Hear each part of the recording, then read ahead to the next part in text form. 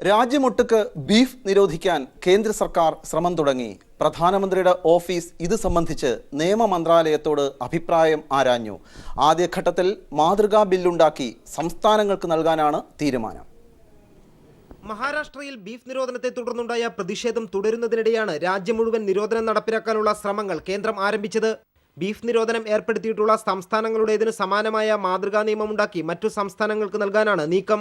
ഇതു സംബന്ധിച്ച് പ്രധാനമന്ത്രിയുടെ ഓഫീസ് നിയമ മന്ത്രാലയത്തോട് അഭിപ്രായം ആരാഞ്ഞു. നിലവിൽ ഉത്തർപ്രദേശ്, ഗുജറാത്ത്, മഹാരാഷ്ട്ര, ജാർഖണ്ഡ് സംസ്ഥാനങ്ങളിൽ ഗോവധം നിരോധിച്ചിട്ടുണ്ട്. ഭരണഘടനയുടെ 48-ാം വകുപ്പ് പ്രകാരം വളർത്തുമൃഗങ്ങളെ കൊല്ലുന്നതിനുള്ള നിരോധനം ഏർപ്പെടുത്താനുള്ള അധികാരമുണ്ട്. ഇതിന്റെ അടിസ്ഥാനത്തിൽ രാജ്യമൊട്ടുക്ക് ബീഫ് നിരോധിക്കുന്നതിനുള്ള നിയമസാധുതയാണ് കേന്ദ്രം അന്വേഷിക്കുന്നത്. ഗുജറാത്ത് സർക്കാരിന്റെ ഗോവധ നിരോധന നിയമം ശരിവെച്ച 2005-ലെ സുപ്രീം കോടതി വിധിയും കത്തിൽ പരാമർശിക്കുന്നു. നേരത്തെയും ഇത്തരത്തിലുള്ള മാതൃകാ ബില്ലുകൾ കേന്ദ്രം സംസ്ഥാനങ്ങൾക്ക് നൽകിയിട്ടുണ്ട്.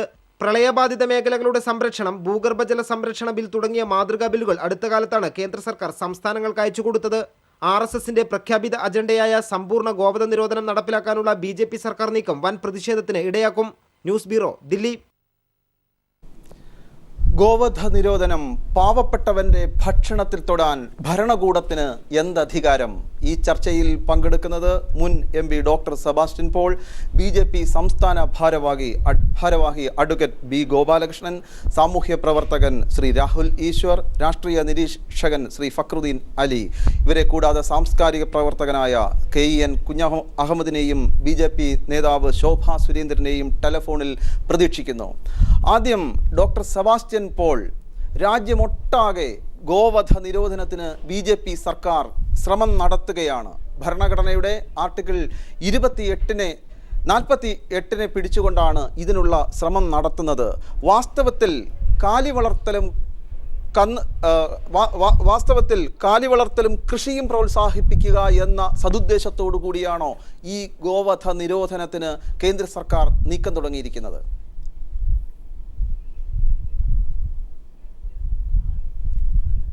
അനുച്ഛേദം 48 വളരെ കൃത്യമായി നിർവചിച്ചാൽ ഗോവധ നിരോധനത്തിന് സാധ്യതയുണ്ട് എന്ന് നമുക്ക് വ്യാഖ്യാനിക്കാം. പക്ഷേ ഇപ്പോൾ സന്തോഷ് കുമാർ ചൂണ്ടിക്കാണിച്ചതുപോലെ അനുച്ഛേദം 48 ബീഫിനെ സംബന്ധിച്ച്, പശുവിനെ കൊല്ലുന്നത് സംബന്ധിച്ച് മാത്രമല്ല, അത് കൃഷി, വളർത്തുമൃഗങ്ങൾ, അങ്ങനെ പല കാര്യങ്ങളും, അവയുടെ സംരക്ഷണം, അവരുടെ മേന്മ ഉറപ്പാക്കൽ, അതൊക്കെ അവർ പറയുന്നുണ്ട്. ഭരണഘടനയിൽ പറയുന്ന പല കാര്യങ്ങളും എളുപ്പത്തിൽ നടപ്പാക്കാൻ കഴിയില്ല എന്ന് നമുക്കറിയാം. അങ്ങനെ എളുപ്പത്തിൽ നടപ്പാക്കാൻ കഴിയാത്തതും എന്നാൽ ആലോചിക്കാവുന്നതുമായ കുറേ വിഷയങ്ങളാണ് നിർദ്ദേശക തത്വങ്ങളുടെ കൂട്ടത്തിൽപ്പെടുത്തിയിരിക്കുന്നത്. അപ്രകാരം ഒരു നിർദ്ദേശക തത്വം മാത്രമാണ് 48 എന്നത്. ഇവിടെ ഇപ്പോൾ അതൊരു ദേശീയ അജണ്ടയായി മാറ്റിക്കൊണ്ട് അടിയന്തര പ്രാധാന്യത്തോടെ നിയമനിർമ്മാണത്തിന് സംസ്ഥാനങ്ങളെ പ്രേരിപ്പിക്കാൻ അല്ലെങ്കിൽ സഹായിക്കാൻ കേന്ദ്രം മുന്നോട്ട് വരുമ്പോൾ അത് പൊതുവെ അസ്വീകാര്യമായി തീരുന്നത്, നമ്മളിപ്പോൾ എത്തി നിൽക്കുന്നത് ഈ അവസ്ഥയിലല്ല. ഒരു വ്യക്തി എന്ത് ഭക്ഷിക്കണം, അയാളുടെ രുചി എങ്ങനെയായിരിക്കണം, അയാളുടെ അഭിരുചി എങ്ങനെയായിരിക്കണം, ഈ വക കാര്യങ്ങളിലൊക്കെ ഭരണകൂടത്തിൻ്റെ ഇടപെടലുണ്ടാകുന്നത് അത് കേവലമായ പശുവിറച്ചി അല്ലെങ്കിൽ ഒരു ഭക്ഷണത്തിൻ്റെ ഒരു ഐറ്റം, അതിൻ്റെ രുചി, അതിനെ മാത്രം അടിസ്ഥാനമാക്കി വിലയിരുത്താവുന്ന ഒന്നല്ല. അത് വ്യക്തിയുടെ അവന് അവശ്യം അനുവദിക്കേണ്ടതായ അവൻ്റെ ഓട്ടോണമി, അവൻ്റെ സ്വാതന്ത്ര്യം, അതിനെ ബാധിക്കുന്ന ഒരു വിഷയം എന്നതിലേക്ക് ഗൗരവമായി ഇതിനെ സമീപിക്കേണ്ടിയിരിക്കുന്നു. തീർച്ചയായും. അഡ്വക്കേറ്റ് B ഗോപാലകൃഷ്ണൻ, BJP സംസ്ഥാന ഭാരവാഹി, രാജ്യമൊട്ടുക്ക് ബീഫ് നിരോധിക്കുന്നതിൻ്റെ ഭാഗമായി അല്ലെങ്കിൽ ഗോവധ നിരോധനം കൊണ്ടുവരുന്നതിൻ്റെ ഭാഗമായി കേന്ദ്ര സർക്കാർ നീക്കം തുടങ്ങിയിരിക്കുന്നു. താങ്കൾ ശ്രദ്ധിച്ചിട്ടുള്ള കാര്യമാണ്. ഇവിടുത്തെ ഏറ്റവും പ്രധാനപ്പെട്ട ചോദ്യം, ആരാണ് ഈ ബീഫ് കഴിക്കുന്നത്? പാവപ്പെട്ടവന് കുറഞ്ഞ ചെലവിൽ പ്രോട്ടീൻ കിട്ടുന്ന പ്രധാനപ്പെട്ട ആഹാരങ്ങളിൽ ഒന്നായിരിക്കെ എന്തിനാണ് ഈ ഗോവധ നിരോധനം? അതിൻ്റെ പിന്നിൽ കൃത്യമായ രാഷ്ട്രീയ അജണ്ട, അത് ഹൈന്ദവ രാഷ്ട്രീയ അജണ്ട എന്ന് തന്നെ നമുക്ക് പറയാവുന്ന അജണ്ടയില്ലേ?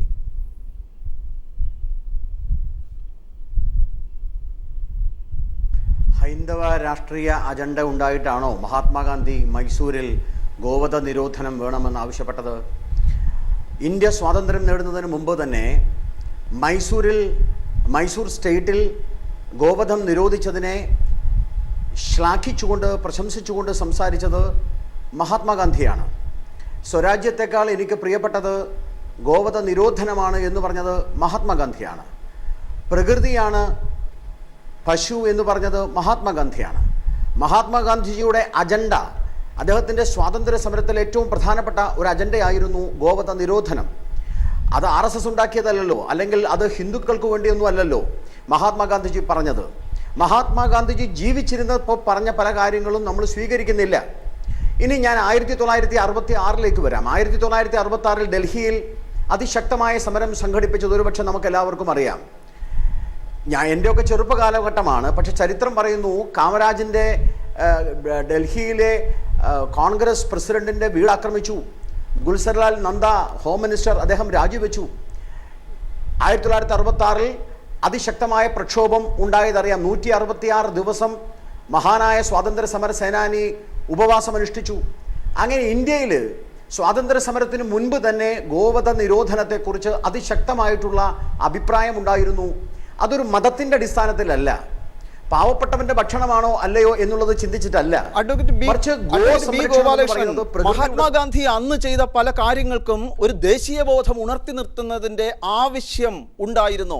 അതിന്റെ അടിസ്ഥാനത്തിൽ അദ്ദേഹം രാമരാജ്യം വേണം എന്ന് വരെ ഒരു ഘട്ടത്തിൽ പറഞ്ഞിരുന്നു. അതിന്റെ അർത്ഥം നമുക്കറിയാം. എന്തിനു വേണ്ടിയാണ് അദ്ദേഹം അന്ന് പറഞ്ഞത്? ഒരു ജനതയെ ഒരു ചരടിൽ കോർത്തു നിർത്താൻ വേണ്ടി ആയിരുന്നില്ലേ? അതുപോലെയാണോ ഇന്നത്തെ സാഹചര്യത്തിൽ ദളിത്, പിന്നോക്ക, പാവപ്പെട്ട മതന്യൂനപക്ഷ വിഭാഗങ്ങളുടെ പ്രധാനപ്പെട്ട ആഹാരമാണ് ബീഫ്. ഇന്ന് ഈ സാഹചര്യത്തിൽ 21ാം നൂറ്റാണ്ടിൽ അത് നിരോധിക്കുമ്പോൾ അതിൻ്റെ പിന്നിൽ വ്യക്തമായ രാഷ്ട്രീയ അജണ്ടയുണ്ട്. നരേന്ദ്രമോദി അദ്ദേഹത്തിൻ്റെ തെരഞ്ഞെടുപ്പ് പ്രചരണ വേളയിൽ ഈ രാജ്യത്ത് പ്രസംഗിച്ചതിൻ്റെ അടുത്ത ഘട്ടമാണ് ഈ നടപ്പാക്കൽ എന്ന് പറഞ്ഞാൽ അതിനെ എങ്ങനെ നിഷേധിക്കാൻ പറ്റും?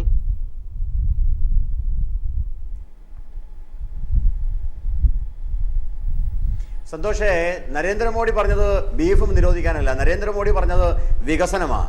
ഒരു കാര്യം നമ്മൾ മനസ്സിലാക്കണം. 2003 മുസ്ലിം ചേംബർ, മഹാരാഷ്ട്രയിലെ മുസ്ലിം ചേംബർ ഗോവധത്തിനെ സ്വാഗതം ചെയ്തിട്ടുണ്ട്. ദളിത് വിഭാഗമായാലും ശരി, മൈനോറിറ്റി വിഭാഗമായാലും ശരി, ഹിന്ദു വിഭാഗമായാലും ശരി, ഇതിനകത്ത് മതം നോക്കേണ്ട ആവശ്യമില്ല. ഇത് പ്രകൃതിയുടെയും കന്നുകാലികളുടെയും കൃഷിയുടെയും വാണിജ്യത്തിന്റെയും എല്ലാം സംരക്ഷണമാണ്. നമ്മൾ ആ രീതിയിൽ വേണം ഇതിനെ കാണുവാൻ. തീർച്ചയായും സെബാസ്റ്റ്യൻ പോൾ, ഗോപാലകൃഷ്ണൻ പറയുന്നത് പോലെ ഇതിനെ പ്രകൃതിയുടെയും കാലി വളർത്തലിന്റെയും കൃഷിയുടെയും ഒക്കെ ഒരു സന്ദേശമായി മാത്രം നമുക്ക് കാണാൻ കഴിയുമോ? ഇതിനകത്ത് ഒരു രാഷ്ട്രീയവും കാണാൻ കഴിയില്ലേ?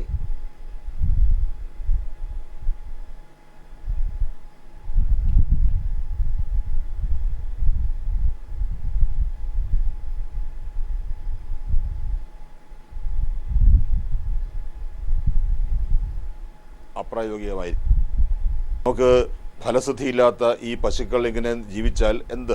അതൊക്കെ മറ്റൊരു വിഷയങ്ങളാണ്. അനിമൽ ഹസ്ബൻഡറി അല്ലെങ്കിൽ മൃഗസംരക്ഷണം എന്ന വകുപ്പിൽ മാത്രമായി നമുക്കിതിനെ പരിമിതപ്പെടുത്താൻ കഴിയില്ല. ഇവിടെ നരേന്ദ്രമോദി പ്രധാനമന്ത്രിയാണ്. പ്രധാനമന്ത്രിയുടെ ഓഫീസിൽ നിന്ന് ഇതൊരു ദേശീയ വിഷയമായി ഇപ്പോൾ മുന്നോട്ട് വിടുന്നത് അത് പ്രകൃതി സംരക്ഷണം അല്ലെങ്കിൽ മൃഗപരിപാലനം എന്ന ഒരു തത്വത്തെ അടിസ്ഥാനമാക്കിയല്ല എന്ന് നമുക്കറിയാം. ഇവിടെ മഹാത്മാഗാന്ധിയുടെ പേര് പറഞ്ഞു, മറ്റു പല കാര്യങ്ങളും പറഞ്ഞു. ഇത് ഇന്നത്തെ ഒരു ഹിന്ദുത്വ അജണ്ടയുടെ ഭാഗമായി മാത്രമേ ഇതിനെ കാണാൻ കഴിയുകയുള്ളൂ. അതുകൊണ്ട് മഹാത്മാഗാന്ധി അന്നത്തെ ആവശ്യങ്ങളെ മുൻനിർത്തി ചില കാര്യങ്ങൾ പറഞ്ഞിട്ടുണ്ട്. അദ്ദേഹം പശുവിനെ സ്നേഹിച്ചിരുന്ന ആൾ തന്നെയാണ്. എ പോയം ഇൻ പൈറ്റി തുടങ്ങിയ അതിമനോഹരമായ പ്രയോഗങ്ങളൊക്കെ, നമ്മുടെ മനസ്സിനെ ആകർഷിക്കുന്ന, മനസ്സിനെ സ്പർശിക്കുന്ന പ്രയോഗങ്ങളൊക്കെ മഹാത്മാഗാന്ധി നടത്തിയിട്ടുണ്ട്. പശുവിനെ വ്യക്തിപരമായി സ്നേഹിക്കുന്ന ആളാണ് ഞാനും. നല്ല പശുക്കളെ കാണുന്നത് അതൊരു അഴകാണ്, അതൊരു സന്തോഷമാണ്. നമുക്കെല്ലാവർക്കും അങ്ങനെയാണ്. പക്ഷേ പശുവിനെ കൊന്നുകൂടാ, പശുവിറച്ചി കഴിച്ചുകൂടാ എന്ന് ഒരു കൂട്ടർ പറയുമ്പോൾ അതിന് പാരിസ്ഥിതികമായോ അല്ലെങ്കിൽ സാമ്പത്തിക ശാസ്ത്രപരമായ വിഷയത്തെക്കാൾ ഉപരിയായി അതിനൊരു മതപരമായ പരിവേഷം നൽകുകയാണ്. ആ മതപരമായ പരിവേഷം നൽകിക്കൊണ്ട് നമ്മളൊരു നയം നടപ്പാക്കാൻ ശ്രമിച്ചാൽ അത് ഇന്ത്യയിൽ സംഭവിക്കണം എന്ന് ഒരു വിഭാഗം ആഗ്രഹിക്കുന്ന ഒരു അവസ്ഥയുണ്ട്. ആ അവസ്ഥയിലേക്ക്, അതൊരു സംഘർഷത്തിൻ്റെ അവസ്ഥയിലേക്ക് കാര്യങ്ങൾ എത്തിക്കുന്നതിന് ഈ സാധുവായ പശുവിനെ ഉപയോഗിക്കണമോ എന്നതാണ് ചോദ്യം. ശ്രീ രാഹുൽ ഈശ്വർ, ഈ സാധുവായ പശുവിനെ BJP അല്ലെങ്കിൽ കേന്ദ്ര സർക്കാർ ഒരു രാഷ്ട്രീയ ആയുധമായി ഉപയോഗിക്കുകയാണോ?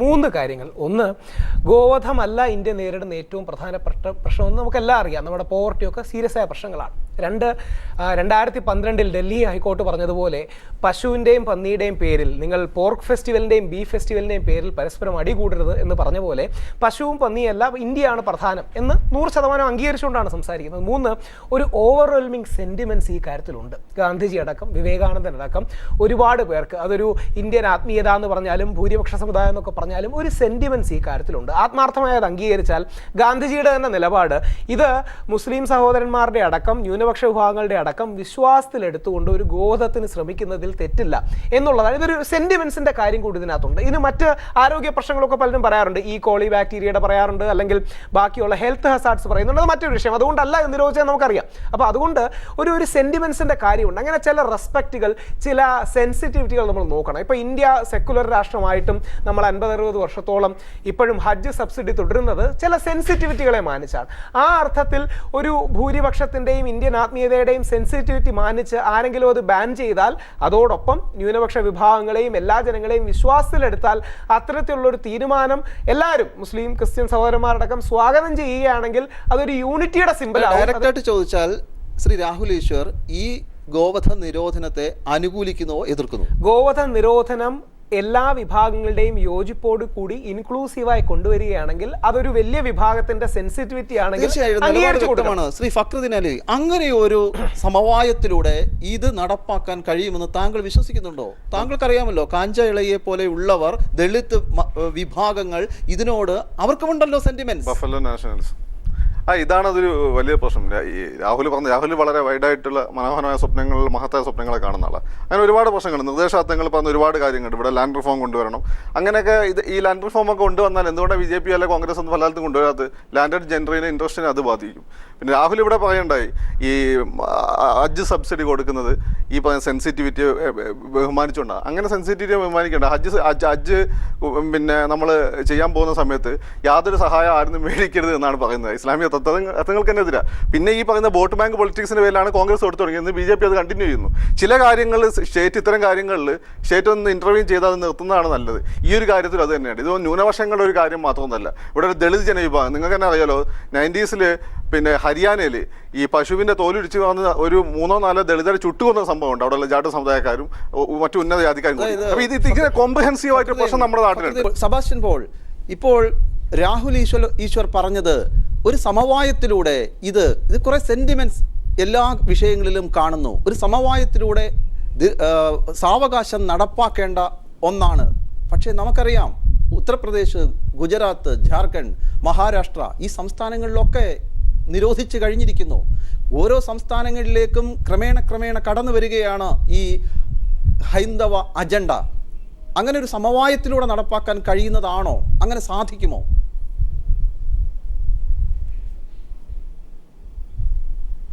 അല്ല, അടിയന്തര പ്രാധാന്യമുള്ള വിഷയമല്ല ഗോവധ നിരോധനം എന്ന് രാഹുൽ ഈശ്വർ തന്നെ സമ്മതിച്ചു. സമവായത്തിലൂടെ നടപ്പാക്കുന്നതാണ് നല്ലത് എന്ന് അദ്ദേഹം പറഞ്ഞതിനോട് ഞാൻ പൂർണ്ണമായും യോജിക്കുകയാണ്. സമവായത്തിലൂടെ നടപ്പാക്കേണ്ടതായ പല കാര്യങ്ങളും നമ്മുടെ ഭരണഘടനയിൽ നിർദ്ദേശിക്കുന്നുണ്ട്.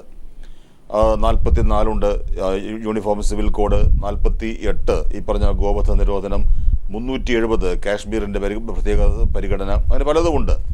പക്ഷേ അവയേക്കാളൊക്കെ ഉപരിയായി നമ്മുടെ ഭരണഘടനയെ ആകമാനം ചൂഴ്ന്നു നിൽക്കുന്ന ഒരു ചൈതന്യമുണ്ട്.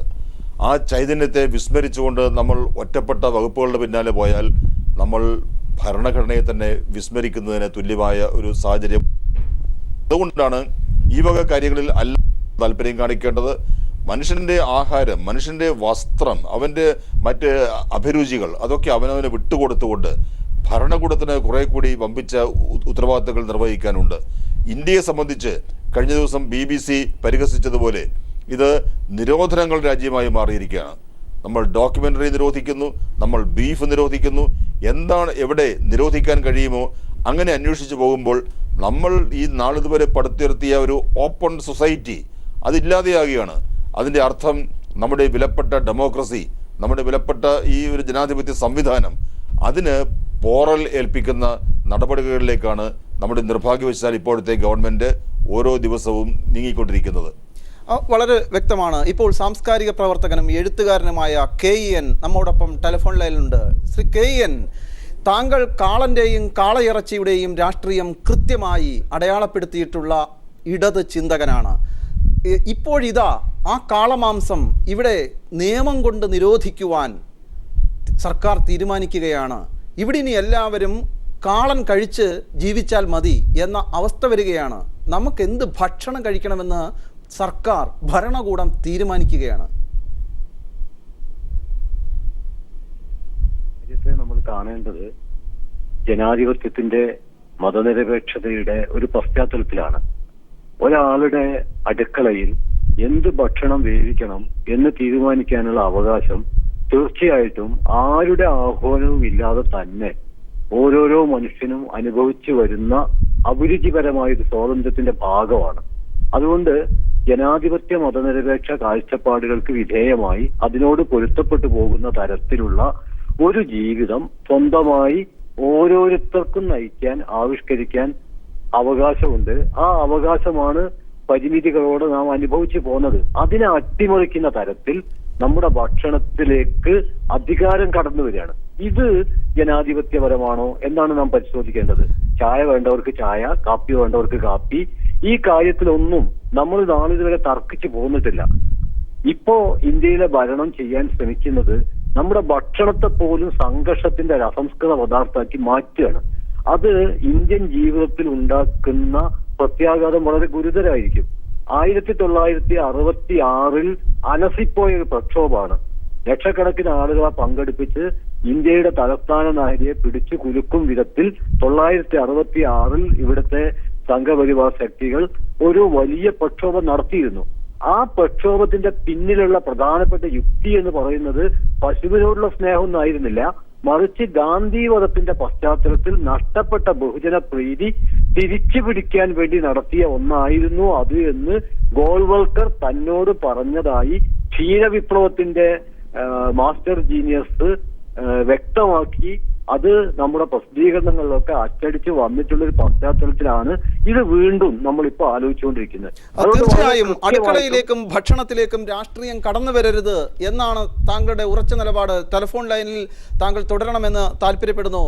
BJP നേതാവ് ശ്രീമതി ശോഭ സുരേന്ദ്രൻ, അടുക്കളയിലേക്ക് ഭക്ഷണത്തിലേക്ക് ഭരണകൂടം ഇറങ്ങി വരികയാണ്, രാഷ്ട്രീയം ഇറങ്ങി വരികയാണ്. താങ്കൾ വിശ്വസിക്കുന്ന പ്രസ്ഥാനമാണ് ആ രാഷ്ട്രീയത്തിന്റെ പിന്നിൽ നിൽക്കുന്നത്.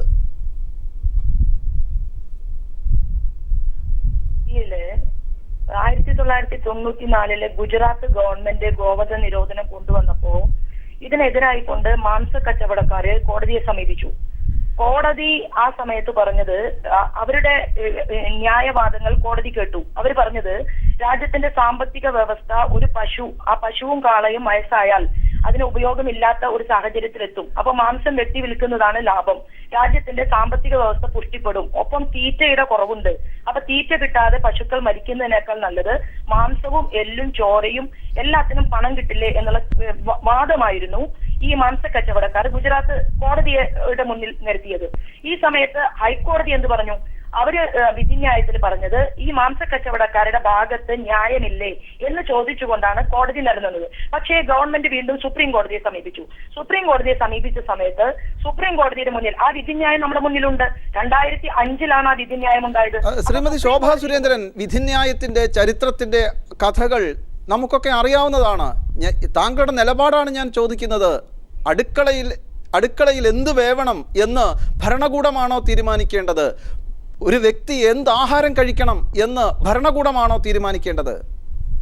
അല്ല, ഇപ്പൊ യഥാർത്ഥത്തിൽ അടുക്കളയിൽ എന്ത് വേവണമെന്ന് തീരുമാനിക്കാൻ ആളുകൾ തയ്യാറായിക്കൊണ്ടിരിക്കുകയാണ്. ഈ മാംസാഹാരത്തെ കുറിച്ച് കൃത്യമായിട്ട് എല്ലാ മതഗ്രന്ഥങ്ങളിലും പറഞ്ഞിട്ടുണ്ട്. അതിനൊരു ഹിന്ദുത്വ അജണ്ടയായിട്ട് കാണേണ്ട കാര്യമില്ല. ഖുറാനില്, ഹദീസിൽ എന്താ പറയുന്നത്, ചരിത്രം എന്താ പറയുന്നത്, അത് പറയുന്നുണ്ടല്ലോ. അക്കർ മൂൽ ബക്കർ ഫായിനാഹ സൈമു അൽ ബഹാഇമ എന്ന് പറഞ്ഞിട്ടുണ്ട്. എന്താണ് അതിന്റെ അർത്ഥം? പശുവിനെ ശുശ്രൂഷിക്കൂ. നാൽക്കാലികളുടെ നേതാവാണ് പശു. ഹദീസിൽ പറയുന്നത് പശുവിന്റെ പാൽ അമൃതമാണ്. ഗോമാംസത്തെ നിങ്ങൾ ഉപേക്ഷിക്കൂ, രോഗങ്ങളുടെ കാരണക്കാരനാണ് അത്. പക്ഷേ ശ്രീമതി ശോഭ സുരേന്ദ്രൻ, താങ്കൾക്ക് അറിയാത്തതല്ല, താങ്കൾ ഇതിനെ കൃത്യമായി ന്യായീകരിക്കുകയാണ്. പക്ഷേ ഇവിടുത്തെ യഥാർത്ഥ രാഷ്ട്രീയം ഹിന്ദുത്വ രാഷ്ട്രീയം അത് തന്നെയാണ്. അല്ല, ഇതിനകത്ത് ഒരു ഹിന്ദുത്വ രാഷ്ട്രീയവുമില്ല. നമുക്കറിയാൻ സാധിക്കുന്നത് പോലെ നമ്മുടെ രാജ്യത്ത് ഇന്ന് ഈ ഒരു സാഹചര്യത്തിന് ഒട്ടേറെ കാര്യങ്ങളുണ്ട്. പക്ഷേ ശ്രീമതി ശോഭാ സുരേന്ദ്രൻ, ബീഫ് എന്ന് പറയുന്നത് പാവപ്പെട്ടവന്റെ ഭക്ഷണമാണ്. കുറഞ്ഞ ചെലവിൽ അവന് പ്രോട്ടീൻ കിട്ടുന്ന ഏറ്റവും പ്രധാനപ്പെട്ട ആഹാരം, അത് നിഷേധിക്കുന്ന ഒരു സാഹചര്യം, അതാണ് ഇവിടെ ചോദ്യം ചെയ്യപ്പെടുന്നത്. ആണെങ്കിൽ നമ്മൾ ബാബർ ചക്രവർത്തിയുടെ കാലം മുതൽ ഔറംഗസീബിന്റെ കാലം വരെ ഈ നിരോധനം ഉണ്ടായിരുന്നല്ലോ. ഗോവധ നിരോധനം ഉണ്ടായിരുന്നു. ടിപ്പുവിന്റെ അച്ഛൻ ഹൈദർ അലി പറഞ്ഞത് പശുവിനെ ആരാണോ വെട്ടുന്നത് അവന്റെ കൈ ഞാൻ വെട്ടിയെടുക്കുമെന്ന് പറഞ്ഞ ഹൈദർ ചക്രവർത്തിയുടെ ചരിത്രം നമ്മുടെ മുന്നിലുണ്ട്. അപ്പൊ ഇതൊന്നുമല്ല വിഷയം. മറിച്ച് നമ്മുടെ ഭാരത രാജ്യത്തെ സംബന്ധിച്ച് പശു ഒരു ആരാധ്യമായിട്ടുള്ള ഒരു ബിംബം തന്നെയാണ്. അതിനെ എത്ര നിഷേധിച്ചിട്ടും ശ്രീമതി ശോഭാ സുരേന്ദ്രൻ, താങ്കൾ കൃത്യമായി കാര്യം പറഞ്ഞിരിക്കുന്നു. ഗോമാതാവ് എന്ന ആ സങ്കല്പം, അതിന്റെ രാഷ്ട്രീയമാണ് കേന്ദ്ര സർക്കാർ നടപ്പാക്കുന്നത്.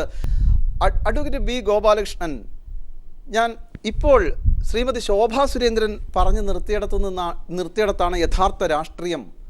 അതായത് ഗോമാതാവ്, പശുവിനെ പണ്ട് മുതലേ പൂജിക്കുന്ന ഒരു സംസ്കാരം. ആരാണ് പൂജിച്ചത്, എന്തിനു വേണ്ടി പൂജിക്കുന്നു, അതിൻ്റെ ആ ചരിത്രം അവിടെ നിൽക്കട്ടെ. ഇങ്ങനെ നമ്മൾ ഒരു നിലപാടെടുത്താൽ നാളെ മഹാവിഷ്ണുവിൻ്റെ അവതാരമാണ് മത്സ്യം, അതുകൊണ്ട് മീൻ പിടിക്കാൻ പാടില്ല എന്നൊരു തീരുമാനത്തിലേക്ക്, വിശ്വാസത്തിലേക്ക് എത്തിച്ചേർന്നാൽ അതിനെ എങ്ങനെ നമുക്ക് പ്രതിരോധിക്കാൻ കഴിയും?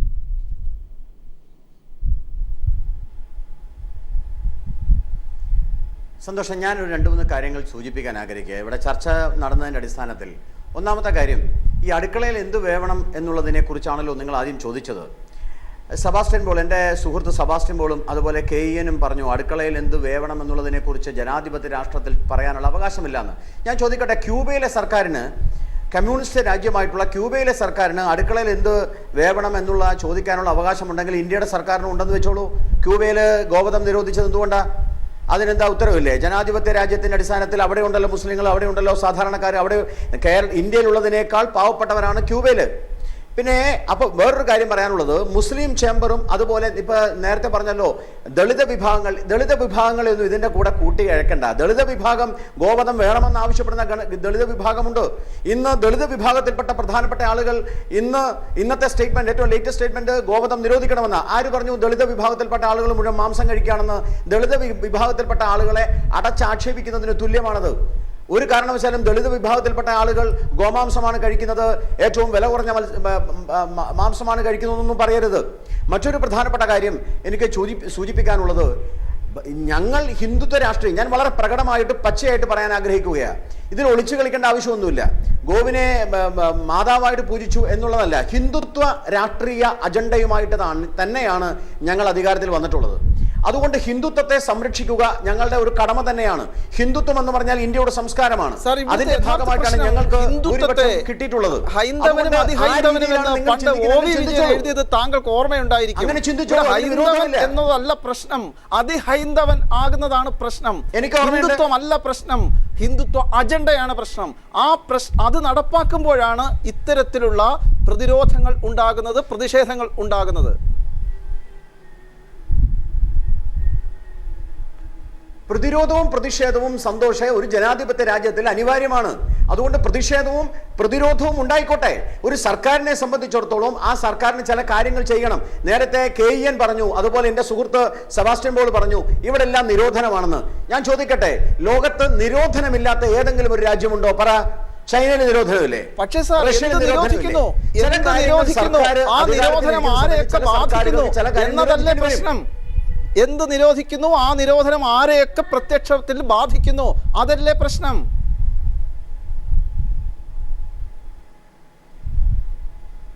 ഇവിടെ ഗോവധം എന്ന അല്ലെങ്കിൽ ഗോമാംസം ഇല്ലാതെ ഇന്ത്യയിൽ ജീവിക്കാൻ കഴിയാത്ത ഒരു അവസ്ഥയില്ല. സന്തോഷേ, ആര് പറഞ്ഞു? ഈ ഗോവധം അല്ലെങ്കിൽ ഗോമാംസം ഇല്ലെങ്കിൽ ഇന്ത്യയിൽ എല്ലാവരും പട്ടിണി കിടക്കുമെന്ന് ആരാ പറഞ്ഞത്? അങ്ങനെയൊന്നും ആരും പറഞ്ഞിട്ടില്ല. അങ്ങനെയാണെങ്കിൽ മഹാത്മാഗാന്ധി അടക്കമുള്ള ഈ വിഷയവുമായി ബന്ധപ്പെട്ട ആളുകളൊക്കെ അത് പറയേണ്ടതല്ലേ? ഞാൻ പറഞ്ഞല്ലോ, 2003 ഇതിനെ സ്വാഗതം അടിസ്ഥാനത്തിലാണ് ഇതൊക്കെ ചെയ്യുന്നതെങ്കിൽ മഹാവിഷ്ണുവിന്റെ അവതാരമാണ് മത്സ്യം, അതുകൊണ്ട് ആരും നാളെ മീൻ പിടിക്കാൻ പോകരുത് എന്നൊക്കെ എത്തിച്ചേർന്നാൽ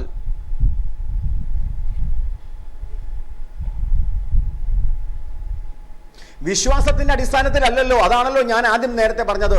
കന്നുകാലികളെ സംരക്ഷിക്കുക എന്ന് പറയുന്നത് ഈ പ്രകൃതിയെ സംരക്ഷിക്കുന്നതിനും ഗ്രാമീണരെ സംരക്ഷിക്കുന്നതിനും കൃഷിയെ സംരക്ഷിക്കുന്നതിനുമാണ്. അതുകൊണ്ടാണ് 48ാമത്തെ അനുച്ഛേദത്തിൽ അത് പറഞ്ഞിരിക്കുന്നത്. ഞങ്ങൾ ഹിന്ദുത്വ അജണ്ടയാണ് നടപ്പാക്കുന്നതെന്ന് ശ്രീമതി ശോഭാ സുരേന്ദ്രനും പറഞ്ഞതാണ്. നിങ്ങൾ പറഞ്ഞതുകൊണ്ടാണ് സന്തോഷേ, നിങ്ങൾ പറഞ്ഞത് ഹിന്ദുത്വ അജണ്ട. അത് നിങ്ങൾ പറഞ്ഞു ഞങ്ങൾ നടപ്പാക്കുന്നത് ഹിന്ദുത്വ അജണ്ടയാണെന്ന്. നിങ്ങൾ അങ്ങനെ ഞങ്ങൾ നടപ്പാക്കുന്നത് എല്ലാം ഹിന്ദുത്വ അജണ്ടയാണെന്ന് പറയുകയാണെങ്കിൽ നിങ്ങൾ പറഞ്ഞോളൂ എന്നാണ് ഞാൻ പറഞ്ഞത്.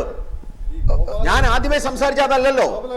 ഞാൻ ആദ്യമേ ഭരണഘടനയിലെ 48ാം വകുപ്പ് നരേന്ദ്രമോദി അധികാരത്തിൽ വന്നത് വികസന അജണ്ട വെച്ചുകൊണ്ടാണ്. നമ്മളൊക്കെ മുമ്പേ പറയും ഇങ്ങനെ ഹിന്ദുത്വ അജണ്ട വെച്ചുകൊണ്ടാണ് വന്നത്. ഇത്രയും കാലം അദ്ദേഹം പറഞ്ഞത് വികസന അജണ്ട വെച്ചുകൊണ്ടിരുന്നത്. ഇപ്പം തനിനിറം പുറത്തു കാടിന്റെ ഹിന്ദുത്വ അജണ്ട വെച്ചുകൊണ്ടാണ് വന്നതെന്ന് കൃത്യമായി പറയുന്നുണ്ട്. പിന്നെ അദ്ദേഹം പറയുന്നു ദളിതര് ബീഫ് കഴിക്കില്ല. നോർത്ത് ഈസ്റ്റിലൊന്നും പോയി വെടിവെച്ച് കളയവര് അവിടെ പ്രധാനപ്പെട്ട ആഗ്രഹം ആഹാര വസ്തുവാണ്. അരുണാചൽ പ്രദേശ് ഉൾപ്പെടെയുള്ള സംസ്ഥാനങ്ങളിൽ ഈ ബീഫ് ഇനി ഒന്നും വേണ്ട. ഇടയ്ക്ക് BJPന്റെ കമ്മിറ്റിക്ക് പോകുമ്പോൾ ഡൽഹി ദരിയാഗഞ്ച് പോയി നോക്കിയാൽ മതി. അവിടെ ഈ സാധനം വാങ്ങാൻ ഏറ്റവും കൂടുതൽ വരുന്ന ഒന്ന് ദളിതരാണ്, ഒന്ന് മുസ്ലിംസ് ആണ്. അതുകൊണ്ട് ഇതിന് പുറത്ത്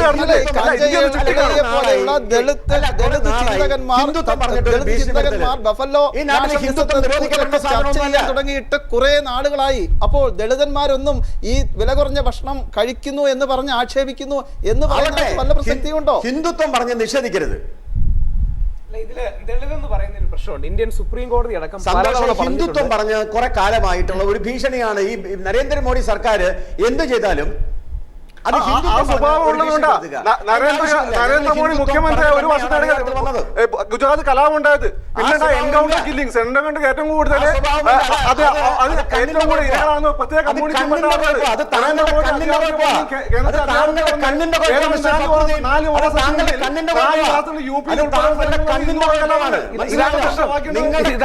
പശുവിൽ തുടങ്ങിയാലും കന്നഡ മാറ്റാൻ നിങ്ങളുടെ കുഴപ്പമാണ്. നരേന്ദ്രമോദിയെ കുറിച്ചും BJPയെ കുറിച്ചുള്ള രാജ്യത്തെ പറ്റിയുള്ള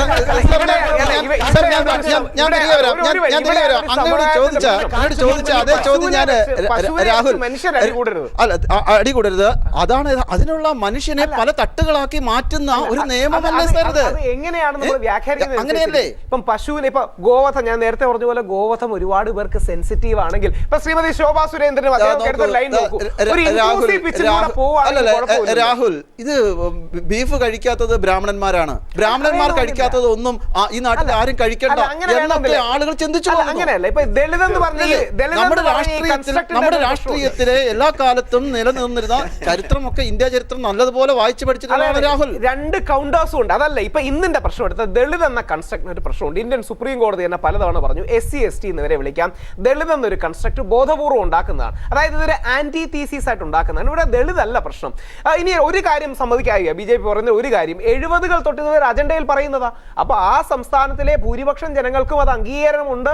അത് പലതവണയായിട്ട് ഇവർ പറയുന്നു എന്നതുകൊണ്ടാണല്ലോ ഇലക്ഷൻ അവർ ജയിക്കുന്നതും ഇലക്ഷൻ അവർ വന്നപ്പോൾ അവരുടേതായ ഒരു വിഷൻ നടപ്പാക്കുന്നതും. ഇത് ഇന്നും ഇന്നലെ അല്ല, 70 തൊട്ട് ഓപ്പണായി പറയുന്നത്. രണ്ട്, അത്ര ജനാധിപത്യ വിരുദ്ധമാണെങ്കിൽ പ്രണബ് കുമാർ മുഖർജിയെ പോലെ ഒരു സെക്യുലർ പാർട്ടിയായ കോൺഗ്രസിൽ നിന്ന് വന്ന പ്രസിഡന്റ് ചരിത്രം അവിടെ നിൽക്കട്ടെ രാഹുൽ. ഞാൻ അഡ്വക്കേറ്റ് B ഗോപാലകൃഷ്ണനോട് ചോദിച്ച അതേ ചോദ്യം ഞാൻ ചോദിക്കുകയാണ്. അതായത് വിശ്വാസത്തിന്റെ അടിസ്ഥാനത്തിൽ നമ്മൾ ഇങ്ങനെ പോയിക്കഴിഞ്ഞാൽ മഹാവിഷ്ണുവിന്റെ അവതാരമാണ് മത്സ്യം, അതുകൊണ്ട് ആരും നാളെ മീൻ പിടിക്കരുത് കഴിക്കരുത് എന്ന് പറഞ്ഞാൽ കൃത്യമായ മറുപടിയാണ്. അതൊരു സ്ട്രോ മാൻ ആർഗ്യുമെന്റ് ആണ്. അതായത് ഒരു പൊസിഷൻ കുറച്ചുകൂടെ തീവ്രമാക്കിയിട്ട് ആ പൊസിഷനെ അംഗീകരിക്കേണ്ടി വരുമോ എന്ന് ചോദിച്ചാൽ എന്ത് സംഭവിക്കുന്നു? അതൊരു സ്ട്രോ മാൻ ആർഗ്യുമെന്റ് ആണ്. അങ്ങനെയൊന്നുമില്ല.